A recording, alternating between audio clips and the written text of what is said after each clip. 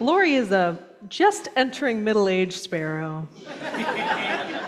Recently, the old knees have not been quite as young as they used to be. But earlier this week, one of our esteemed elder members, Marty Adler-Jasny, came into the office to say hi and was surprised to see me behind our office administrator's desk, which is not where I usually sit. Jeannie, our office administrator, had been having some technical difficulties, so I was trying to help her out. The staff have new computers because of planned obsolescence. Boo. Boo, Windows. Okay, and Jeannie's computer kept booting to the BIOS screen, which looks something like this. So I tried a few things, resetting to defaults, making sure the primary boot option was the correct hard drive, and finally I was opening the case to see if one of the SATA cables had come loose. And that's about when Marty walked in. So I explained what I was doing, and I joked about my IT skills being a perk of you hiring a millennial minister. Of course, I wasn't able to fix the computer. But I could try at least. Ann Reagan, another ORUC elder, celebrated her 98th birthday today, as I mentioned earlier.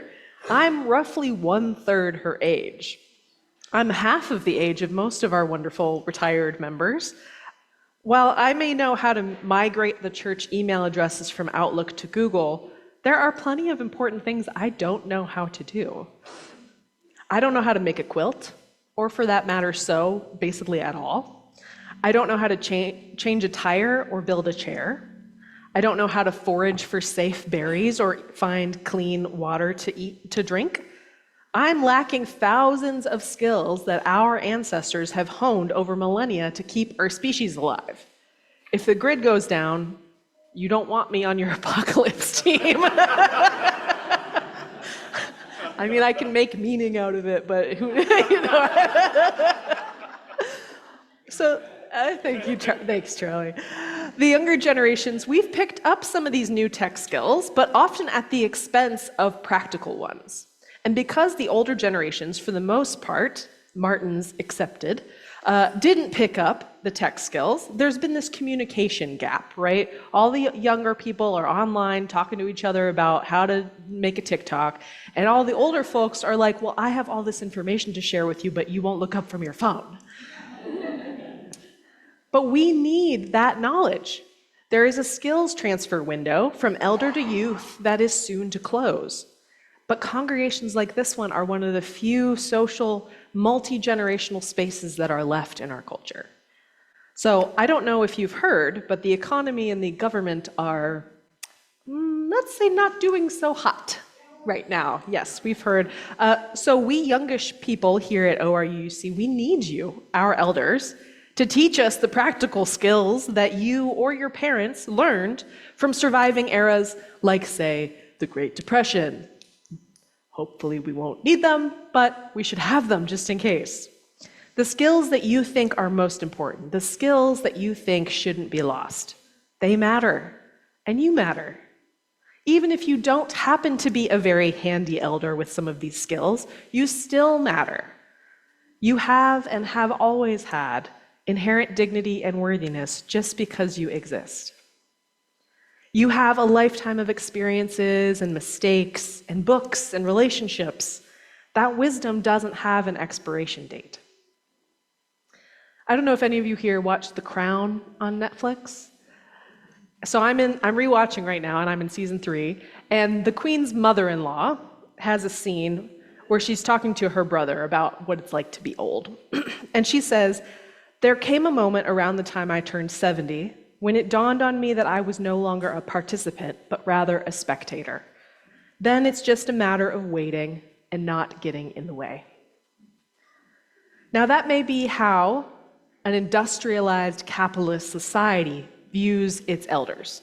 A culture influenced by the Protestant work ethic, where what you can make and how much you can work is what dictates your value. As though human beings are only worthwhile if we are able-bodied and useful. So elders are treated as no longer useful and therefore irrelevant, to be warehoused, banished, and forgotten. But that is not how elders are treated in a lot of other parts of the world, in a lot of other cultures. They're highly respected and honored. In Korea, 70th birthdays are celebrated with huge family parties, like a sweet 16, sweet 70. In Latin American cultures, multiple generations all live together, the elders caring for the children so the middle generation can work. We here at ORUUC are trying our best. We're pretty good at being countercultural, and so we're trying our best to be a community-centered culture, not a work-for-value one. In The Crown, the Queen's mother-in-law listens to another character go on about some terrible situation that's happening, and she says, "Oh, who cares, honestly? One of the few good things about being as old as we both are is that it's not our problem anymore." If you are one of our elders and you notice yourself starting to think that way, I want to encourage you not to. Not to think as though what's happening in the world doesn't matter because you'll be gone soon. Don't give up on life. That makes sense only if you mistakenly believe that your connectedness to the world ends with your life. It doesn't. First, I believe there's no age limit to experiencing beauty, to caring about the world and those around you. No limit on enacting whatever kindnesses you can. Second, this current iteration of ourselves, of course, will end, but your place in the web of life will not. All that you are will live again in countless forms. So shouldn't we make a world where suffering is as reduced as possible? We all age, but I want to invite you to do so with intention, to become sages. In the book From Aging to Saging, the authors write, oops, that's the wrong slide. There we go. Whoopsie daisy, sorry. In this book, the authors write, people don't automatically become sages simply by living to a great age, right? We all know some elders who may not be that wise. They become wise by undertaking the inner work that leads them to expand their consciousness through a process of conscious and deliberate growth, becoming sages who are capable of guiding their families and communities with hard-earned wisdom. In this way, elderhood represents the crowning achievement of life. When I started, end quote.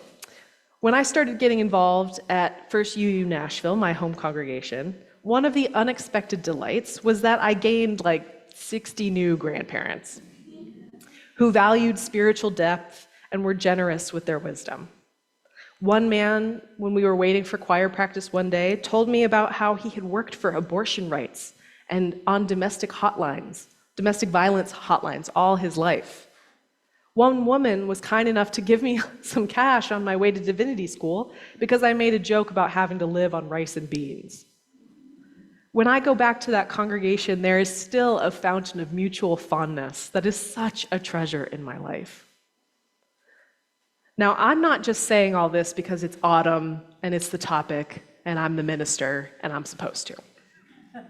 I'm telling you because while I am the minister, it's my job to tell you it's a fundamental part of our religion that your age and your ability do not make you more or less worthy of love and well-being. We need you. Exactly the age you are. Exactly the ability that you are. Whether you're useful or a cranky pain in the butt. I mean, please try not to be a cranky pain in the butt. But that goes for all ages, okay? Even if you are, and we all are sometimes, you still deserve care and well-being. You may be older, but I invite you to become elders. We need you more than ever right now. Teach those of us who happen to be young for the moment how to be real in the world where we've been kind of brainwashed into forgetting. Teach us how to cook the feast without burning anything, because we don't know how. Teach us how to build a crib, how to fix a leak, how to know when something is really serious and when it is just one of life's little problems that will pass. How to love others longer than they've even been alive. how to apologize, how to remember, how to dedicate our days and our decades to people and places. Not by lecturing us or disparaging us for being different than you, but by inviting us, by befriending us. Here at ORUUC, we treasure multi-generational community. I encourage each and every one of you, of every age, to build relationships with those beyond your generation, older and younger. Those relationships, that love, that will live on after you. May it be so, and amen.